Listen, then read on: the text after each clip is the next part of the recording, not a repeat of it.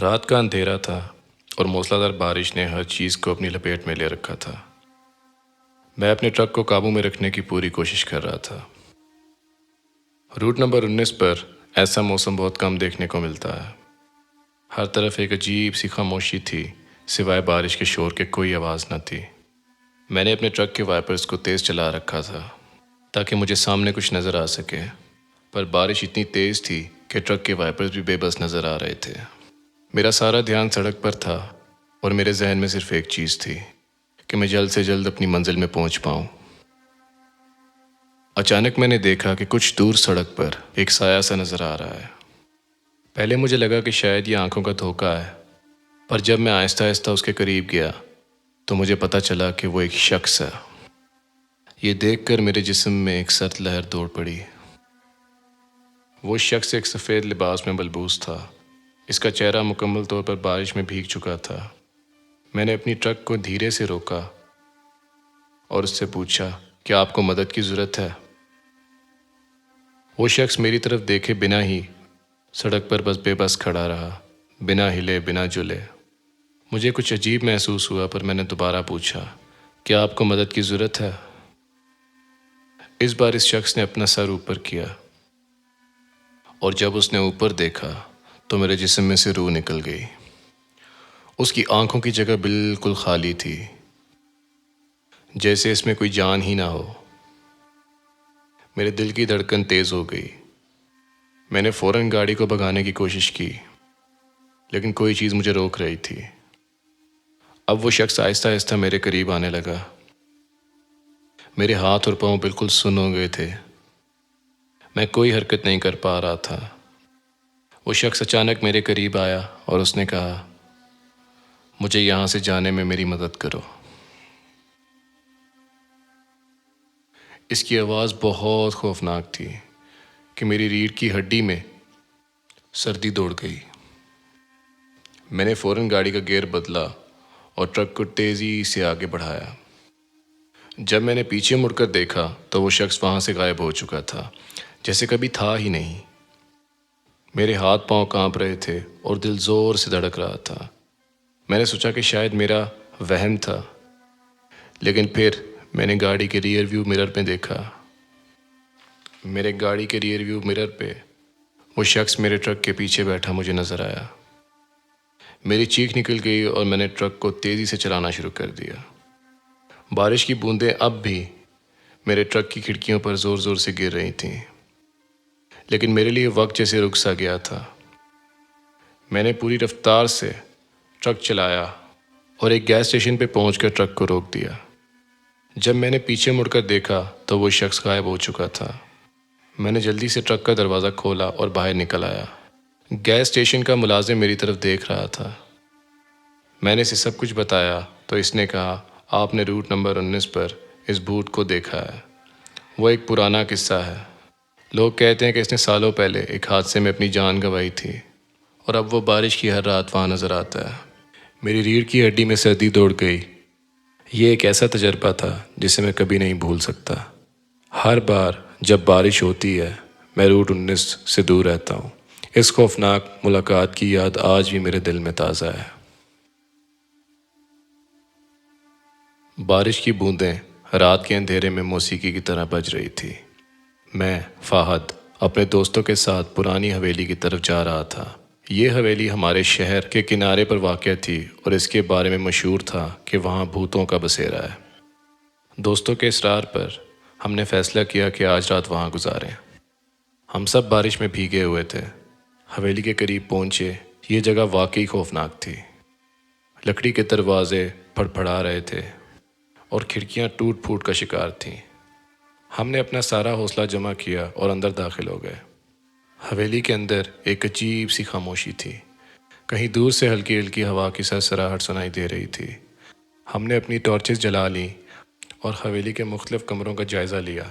ہر کمرہ پہلے سے زیادہ خوفناک لگ رہا تھا۔ اچانک ہمیں اوپر کی منزل سے کسی کے چلنے کی آواز آئی۔ ہم سب کے دل کی دھڑکن تیز ہو گئی۔ کیا تم لوگوں نے بھی وہ آواز سنی؟ علی نے ہلکی آواز میں پوچھا۔ ہم نے سر ہلایا اور آہستہ آہستہ اوپر کی طرف بڑھنے لگے۔ جیسے ہی ہم پہلی منزل پر پہنچے ہمیں ایک پرانا کمرہ نظر آیا جس کا دروازہ آدھا کھلا ہوا تھا۔ ہم نے ہمت کر کے دروازہ کھولا اور اندر داخل ہو گئے۔ کمرے میں ایک پرانا پلنگ اور ایک پوسیدہ الماری تھی۔ ہم نے کمرے کا جائزہ لینے کا فیصلہ کیا۔ اچانک علی نے پرانا عکس دیکھنے والا آئینہ دیکھا۔ یہ دیکھو، یہ آئینہ تو بہت پرانا لگتا ہے، اس نے کہا۔ جیسے ہی علی نے آئینے میں دیکھا، اس کی آنکھیں پھٹی کی پھٹی رہ گئیں۔ کیا ہوا؟ میں نے پوچھا۔ آئینے میں ایک عورت کا عکس ہے، علی نے خوفزدہ آواز میں کہا۔ ہم سب نے آئینے میں جھانکا اور واقعی ایک پرانی طرز کی سفید ساڑی میں ملبوس عورت آئینے میں نظر آ رہی تھی۔ یہ ممکن نہیں، میں نے خوف سے کہا اور پیچھے ہٹنے لگا، لیکن اس عورت کا عکس دھیرے دھیرے واضح ہوتا جا رہا تھا۔ اچانک آئینے کے سامنے کی ہوا میں ایک سرد لہر دوڑ گئی اور وہ عورت آئینے سے نکل کر ہمارے سامنے آ گئی۔ ہم سب کے جسم کانپ اٹھے۔ کون ہو تم؟ میں نے ہمت کر کے پوچھا۔ میں اس حویلی کی مالکن ہوں، اس نے مدھم آواز میں کہا۔ کئی سال پہلے میں نے اس حویلی میں خودکشی کی تھی اور تب سے میری روح یہاں بھٹک رہی ہے۔ اس کی بات سن کر ہمارا دل دہل گیا۔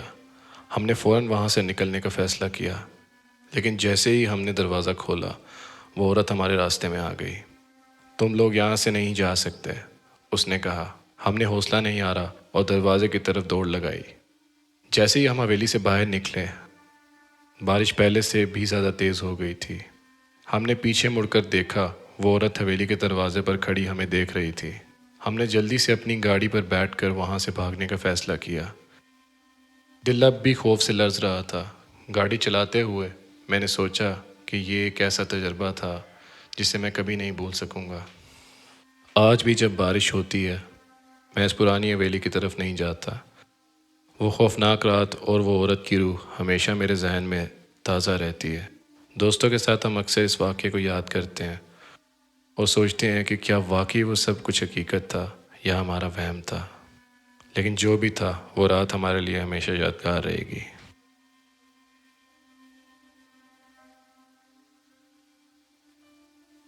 بارش کی رات تھی اور بادل گرج رہے تھے۔ کراچی کے مضافات میں واقع ایک پرانے ویران مکان میں احمد کی فیملی نے حال ہی میں شفٹ کیا تھا۔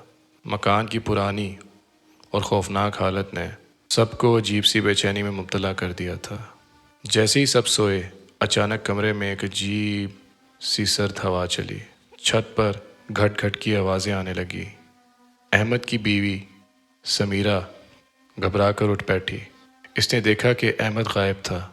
بچوں کے کمرے میں گئی تو وہ بھی خالی تھا۔ اس کا دل دھک دھک کر رہا تھا۔ سمیرہ نے پورے گھر میں احمد اور بچوں کو تلاش کیا، لیکن کوئی نشان نہ ملا۔ گھبراہٹ میں وہ باہر نکلی اور آس پاس کے لوگوں سے مدد طلب کی۔ پڑوسیوں نے کہا یہ مکان منحوس ہے اور یہاں پہلے بھی کئی پراسرار واقعات ہو چکے ہیں۔ ایک بوڑھا شخص جو اس مکان کے قریب رہتا تھا، سمیرہ کو بتانے لگا کہ یہ مکان جنات کا مکان ہے۔ اس نے کہا کہ کئی سال پہلے یہاں ایک خاندان رہا کرتا تھا جو ایک دن اچانک غائب ہو گیا تھا۔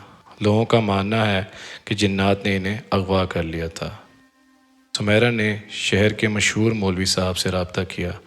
مولوی صاحب نے کہا یہ جنات کی کارستانی ہو سکتی ہے اور انہیں اس مکان کو پاک کرنے کے لیے کچھ روحانی عمل کرنا پڑیں گے۔ مولوی صاحب نے مکان میں مختلف جگہوں پر تعویذ لگائے اور کچھ مخصوص آیات کی تلاوت کی۔ اس دوران مکان میں عجیب و غریب آوازیں سنائی دیں، جیسے کوئی چیخ رہا ہو اور رونے کی آوازیں ہوں۔ رات کے آخری پہر اچانک احمد اور بچے واپس آ گئے۔ وہ سب بہت ہی کمزور اور خوفزدہ لگ رہے تھے۔ احمد نے بتایا کہ انہیں ایک اندھیرے کمرے میں بند کر دیا گیا تھا جہاں عجیب و غریب مخلوق ان پر حملہ آور تھی۔ سمیرہ نے فیصلہ کیا کہ وہ فوراً یہ مکان چھوڑ دیں گے۔ مولوی صاحب نے مشورہ دیا کہ یہاں سے دور کہیں اور جا کر بسیں اور اللہ کی پناہ میں رہیں۔ احمد اور اس کی فیملی نے وہ مکان چھوڑ دیا اور شہر کے ایک مصروف علاقے میں منتقل ہو گئے۔ اس واقعے نے ان کے دل دماغ پر گہرا اثر چھوڑا، لیکن اللہ کا شکر ادا کرتے ہوئے انہوں نے نئی زندگی شروع کی۔ اس پراسرار رات کی کہانی ہمیشہ ان کے ذہن میں تازہ رہی، لیکن انہوں نے سیکھ لیا کہ اللہ کی پناہ میں رہیں تو کسی بھی مشکل سے نکلا جا سکتا ہے۔